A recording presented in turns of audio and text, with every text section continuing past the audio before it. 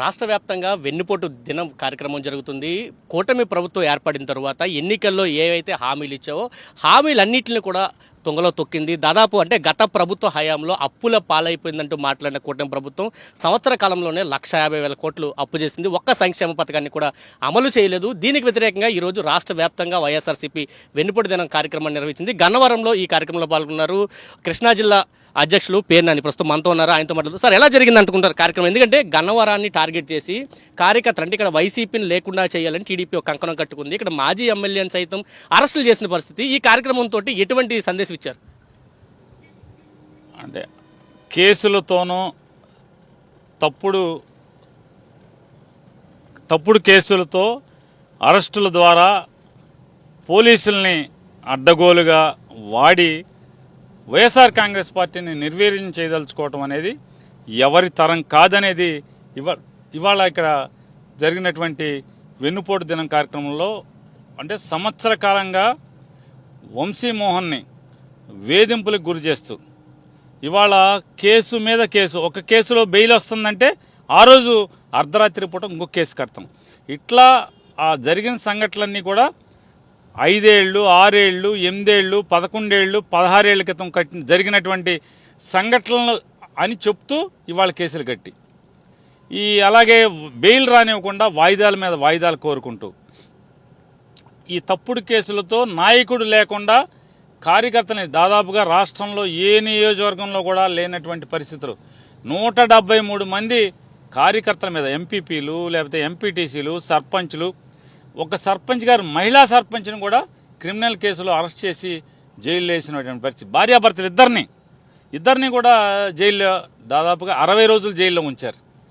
అంటే ఎంతమందిని మీరు అరెస్టులతో భయపెడదామని చూసినా, తప్పుడు కేసులతో జైల్లో మగ్గదీసినా, కానీ ఈరోజు వైఎస్ఆర్ కాంగ్రెస్ జగన్మోహన్ రెడ్డి గారి పిలుపు మేరకు వైఎస్ఆర్ కాంగ్రెస్ పార్టీ కార్యకర్తలు వంశీ లేకుండా ఒక్కరోజు పిలుపుతో ఇంతమంది హాజరవటం, గట్టిగా ధర్నాలో ఆశాంతం కూర్చుని నినదించటం, చంద్రబాబు ప్రభుత్వానికి వ్యతిరేకంగా నినదించటం అంటే జగన్మోహన్ రెడ్డి గారి యొక్క యశస్సుని లేదా ఆయన మీద ఉన్న నమ్మకాన్ని లేదా వైఎస్ఆర్ కాంగ్రెస్ పార్టీని మీ తప్పుడు కేసులతో పోలీసు వేధింపులతో ఏమీ చేయలేరనేది వాళ్ళ కార్యకర్తలు నిరూపించారు. సార్ అంటే కూటమి ప్రభుత్వం 143 హామీలు ఇచ్చింది ఎన్నికలకు ముందు. మొన్న జరిగిన మహానాడులో, కడప జరిగిన మహానాడులో దాదాపు 107 సంక్షేమ పథకాలు మేము అమలు చేస్తాము, పథకాలను అన్నింటిలో కూడా జనాలకు ఇచ్చామంటూ లోకేష్ మాట్లాడారు. కానీ సూపర్ 6లో 1-2 పథకాలు తప్ప మిగతా కూడా ఎక్కడ అమలు అవ్వలేదంటూ ప్రజలు చెప్తున్న పరిస్థితి. సాధారణంగా అబద్ధాలకి మారుపేరు చంద్రబాబు నాయుడు అనేది ఈ ఆంధ్ర రాష్ట్రంలో ఎవరు మాట్లాడుకున్నా ఆయన గురించి అదే మాట్లాడుకుంటారు. చంద్రబాబుకి ఇచ్చేటువంటి సర్టిఫికెట్ ఏంటంటే అబద్ధాలకి మారుపేరు. వాళ్ళ మాంగారు ఇచ్చినటువంటి సర్టిఫికెట్ చంద్రబాబు నయవంచకుడు అనేది ఎన్టీ రామారావు గారు ఆయన ఇచ్చినటువంటి సర్టిఫికెట్ చంద్రబాబు నాయుడు గారికి.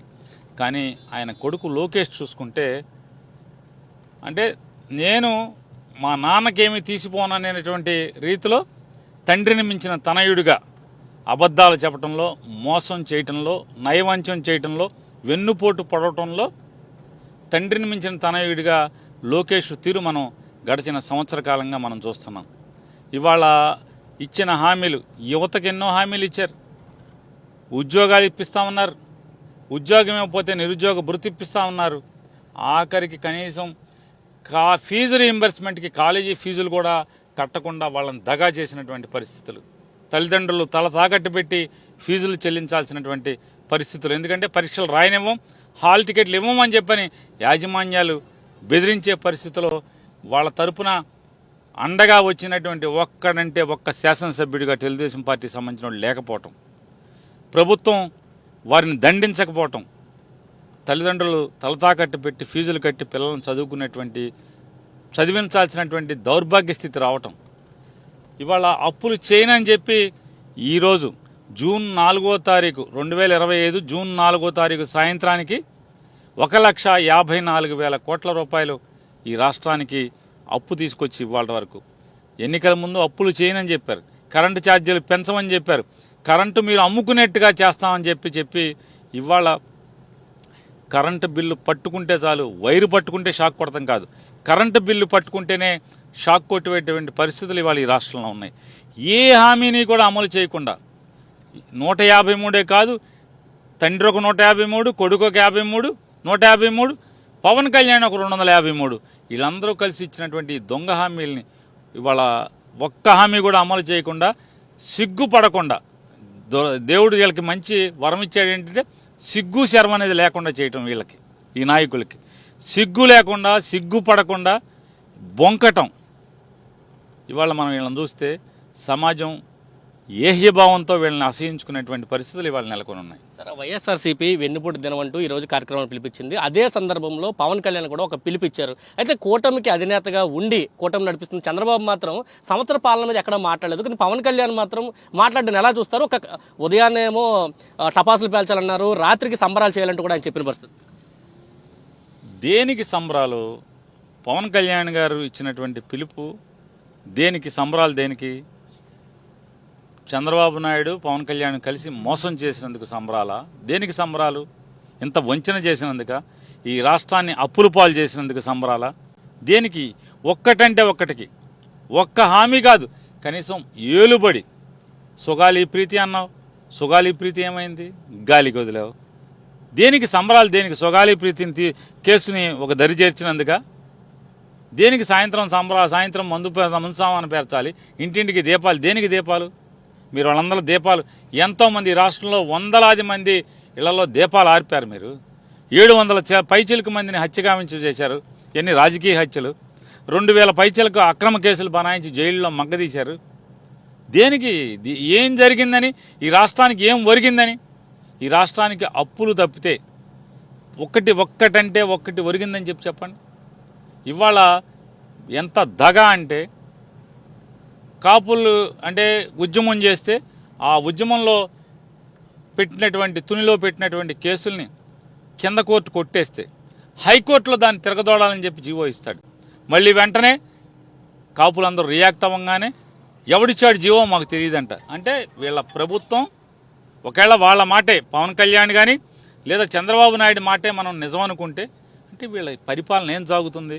అంటే వీళ్ళకి తెలియకుండానే కాపుల కేసుని మళ్ళీ తిరగదోడేటువంటి జీవో వచ్చింది. హైకోర్టులో మళ్ళీ తిరగదోడదాకా జీవో వచ్చింది. మళ్ళీ తూచి వెంటనే ఆ జీవోని వెనక్కి తీసుకుంటున్నామంటే ఈ దిగజారుడు ప్రభుత్వం, అంటే ఇంతకన్నా దివాళా కోరు ప్రభుత్వం ఏమైనా ఉందా? అంటే పాలన మీద వీళ్ళకి కంట్రోల్ లేదు, కేవలం డబ్బు దోచుకోవటం మినహా. అతనేమో షూటింగ్లు చేసుకుంటాడు, డబ్బు సంపాదించుకుంటాడు, క్విక్ హైకమాండ్. ఈ రాష్ట్రంలో తండ్రి కొడుకులు కలిసి పాపాలు చేస్తుంటారు, ఎమ్మెల్యేలు పాపాలు చేస్తారు, దోచుకుంటున్నారు. ఎవడు మాట్లాడు, పట్టించుకున్న నాదుడు లేడు.